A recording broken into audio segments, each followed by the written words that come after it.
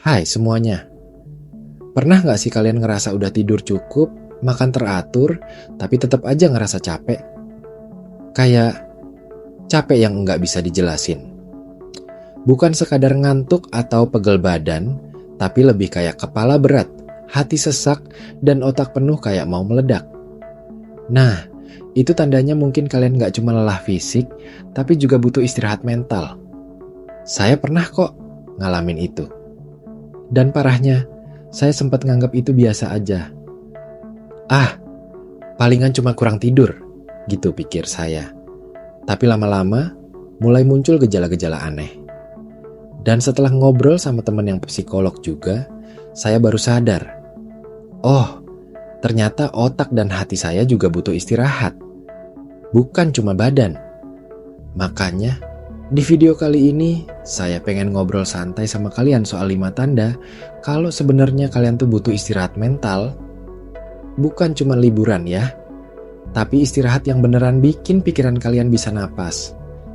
Tanda pertama, bangun tidur, tapi tetap capek. Ini yang paling umum dan sering banget diremehkan. Kalian udah tidur 7-8 jam, tapi pas bangun tuh rasanya kayak belum tidur sama sekali. Kayak baru beres maraton di mimpi, padahal semalam gak mimpi apa-apa. Capek kayak gini biasanya bukan karena fisik, tapi karena mental kalian gak pernah benar-benar istirahat. Bahkan pas tidur, otak kalian masih kerja, mikirin deadline, mikirin omongan orang, mikirin masa depan, mikirin mantan. Jadi bukan cuma tubuh yang perlu tidur, tapi pikiran juga. Coba deh, kalau kalian bangun dan ngerasa capek padahal tidurnya cukup, tanya ke diri sendiri. Kepalaku lagi mikirin apa sih akhir-akhir ini? Tanda kedua, hal kecil bikin meledak.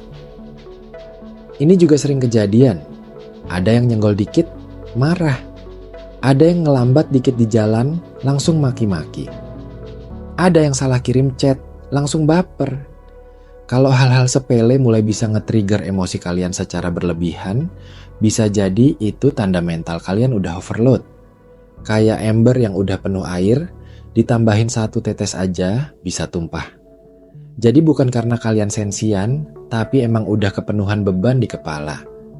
Makanya penting banget buat punya waktu buat jeda. Waktu buat diem, buat ngeriset emosi.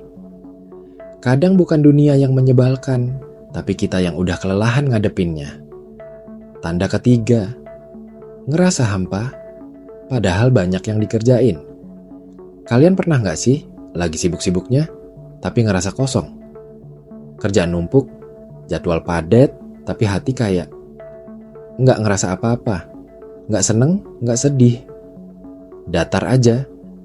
Itu tanda kalian jalan dengan autopilot, kayak robot. Lakuin semuanya karena kewajiban, bukan karena makna. Ini bahaya banget, karena kalau dibiarkan bisa bikin burnout, atau bahkan depresi. Hidup itu bukan cuma tentang produktivitas, tapi juga tentang keterhubungan. Sama diri sendiri, sama orang lain, sama makna dari semua yang kalian kerjakan.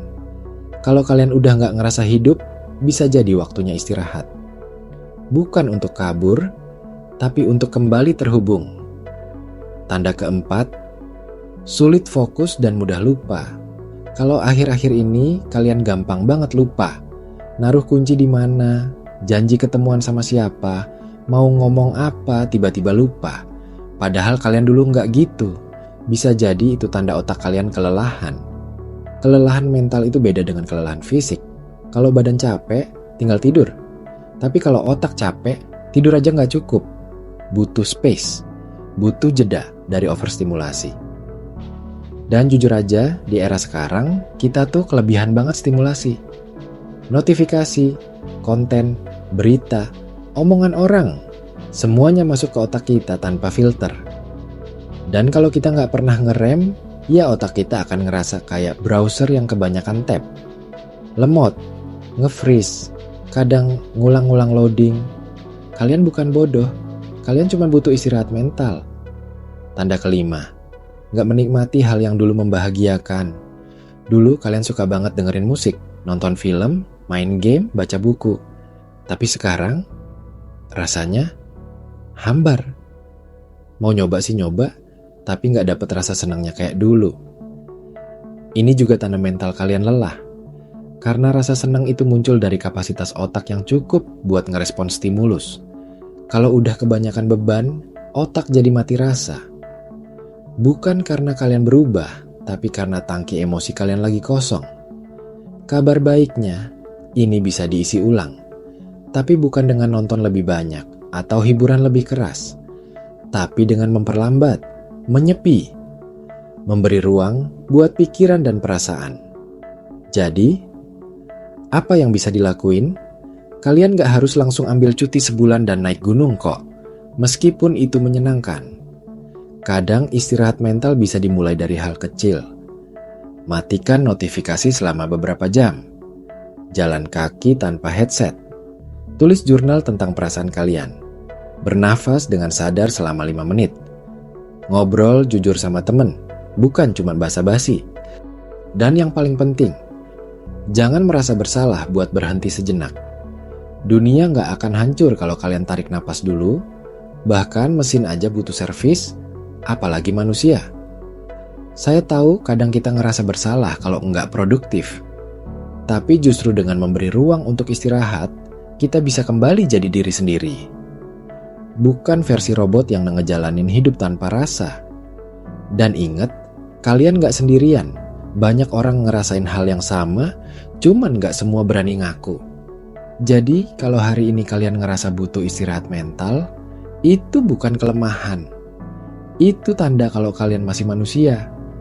Dan itu luar biasa. Terima kasih udah dengerin. Semoga kalian nemuin waktu buat istirahat. Dan semoga setelah istirahat, kalian bisa kembali jalan. Bukan karena terpaksa, tapi karena kalian mau. Sampai ketemu di video selanjutnya. Jangan lupa, jaga kepala, jaga hati, dan tarik napas dulu.